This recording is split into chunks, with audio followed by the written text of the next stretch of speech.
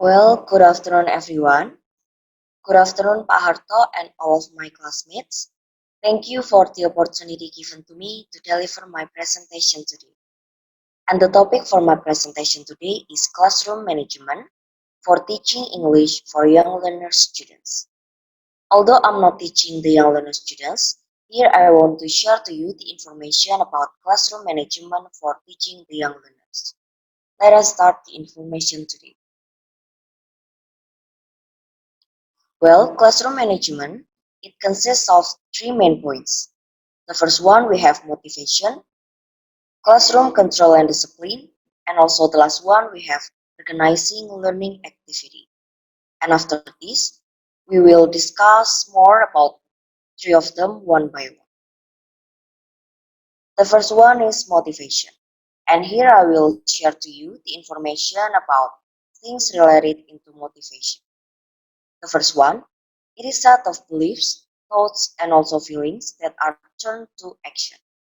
And the second one, being motivated to learn a language is the first impetus, or in other words, it is about something that encourages a particular activity or makes that activity more energetic or effective.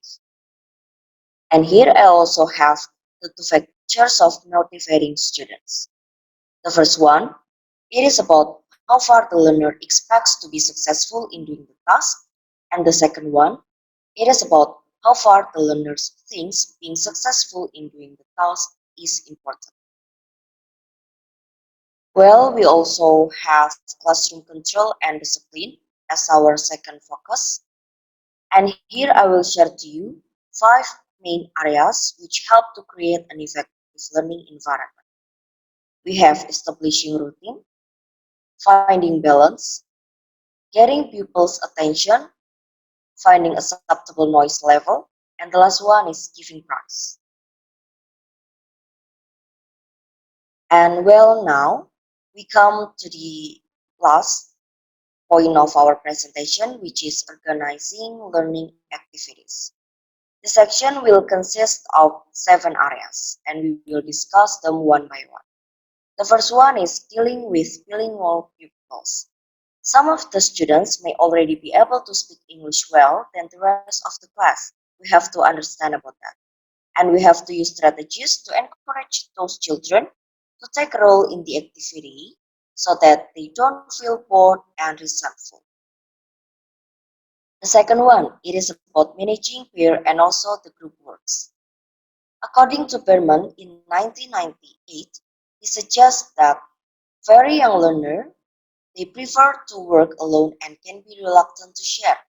That's why we have to make them aware, we have to make them be familiar about working in groups and also in peers. And here I will share to you several ways of organizing groups. The easiest one, pupils are asked to form a group with the pupils sit near them. The second one, they use their own choice. Or the third one, teachers choose members using features of projects pupils may be doing. Here, the third one, we have effects of different classroom activities.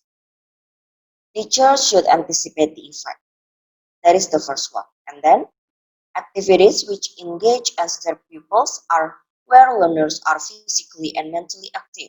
So we have to make sure both of them are balanced. And there are also activities which also calm and also settle the pupils. The next one, it is about mixed ability class.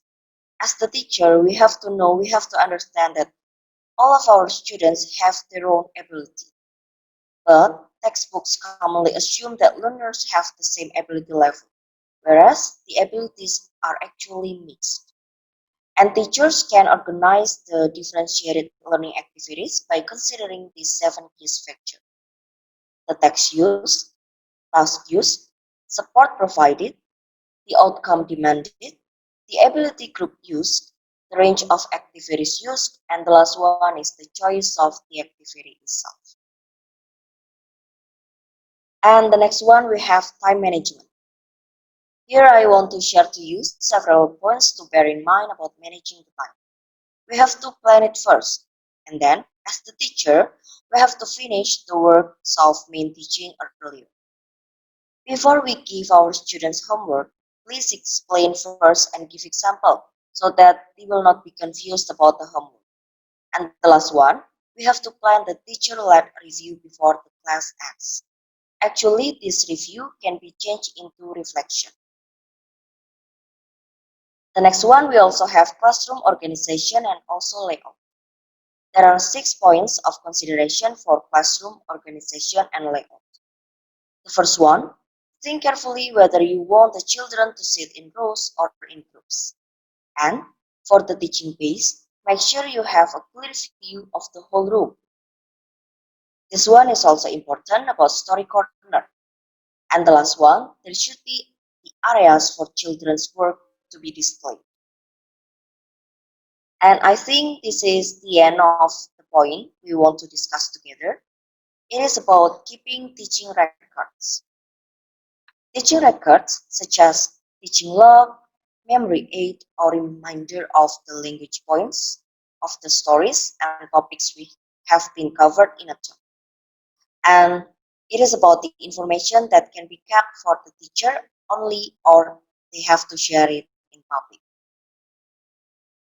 Well, everyone, I think that's all for my presentation today about classroom management for teaching young learners. Although we are not teaching the young learner students, but I think it will be very good if we also learn about this one. Well, thank you and good afternoon. God bless you.